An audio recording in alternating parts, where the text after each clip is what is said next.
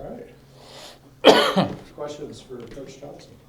How did you come out of the game injury-wise? Really good. I mean, we're probably, out of this game, we didn't get anybody seriously hurt. We still got some lingering guys, but we came out of this one pretty good. What'd you do with your downtime? I didn't have any downtime. You know, we came in on Sunday and watched the film and started breaking down Duke and did the same thing yesterday. I went to Macon last night in touchdown club, so we haven't had any downtime. What's the plan for this week? We're going to practice probably through Friday, give them the weekend off, then come back on Monday. I know some staffs do the self-scouting thing during the off week. We do it every week. What have you learned these first 7 games? As opposed to what? I know we're not very good on third downs on defense, but that doesn't have anything to do with self-scout. Really what a self-scout is more hit charts, tendencies, down and distance stuff, all those kind of things. Well, what's the number one thing you'll need to improve upon offense in the next 5 to 6, 7 games? The number one thing on offense, probably continue to improve inside the tackle blocking. After you looked at the tape, what did you see from the 2 freshmen? I thought they played hard. They weren't always – we didn't have a whole lot of mental assignments. I mean, they knew where they were going. But and it wasn't bad. I think that, you know, in the first half, we had the ball 5 times, and we scored 3 touchdowns and missed a field goal. And in the second half, we virtually had the ball 3 times, not counting Matthew running out the clock. So we scored 2 touchdowns and had a 3 and out. In your usual 55 plays. Yeah.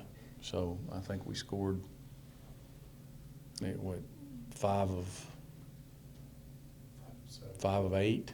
Really should have been 6 of 8 if we make the field goal in the 1 minute, which is efficient. We were 6 of 9 the week before. So you got to keep building on that and try to get better. Duke's better on defense than either of the teams we played so far, or the last 2 teams.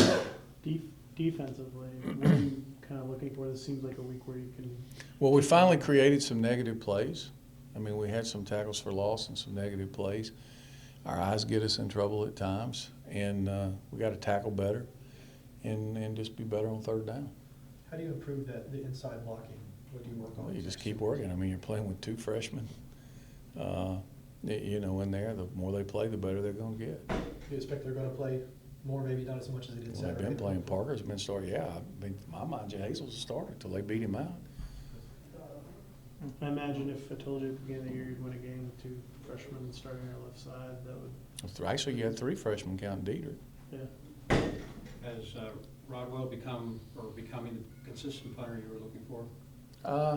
You know, I thought he did okay Saturday. He had a couple of punts. One we were fortunate wasn't blocked. We turned the guy loose. So, yeah, he's done much better. He's been better the last few games. Are your missed assignments going down from offense? Yeah.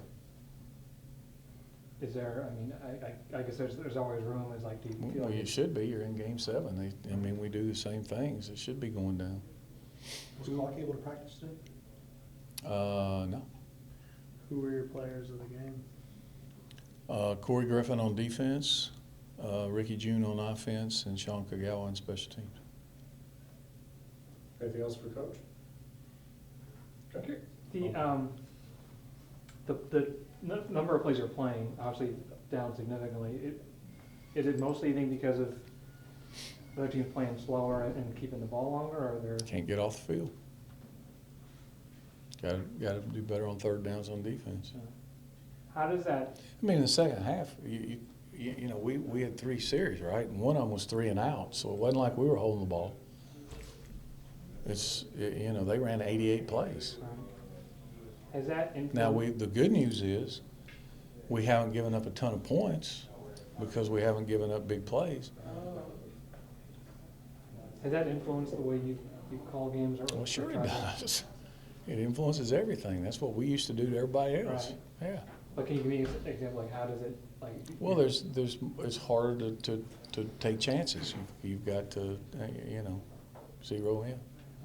But it just happens. I mean, it could change overnight. You know, if we come out and there's been games where we were terrible on third downs on offense too. That's why you're not out there much. You know, the Clemson game, we were awful.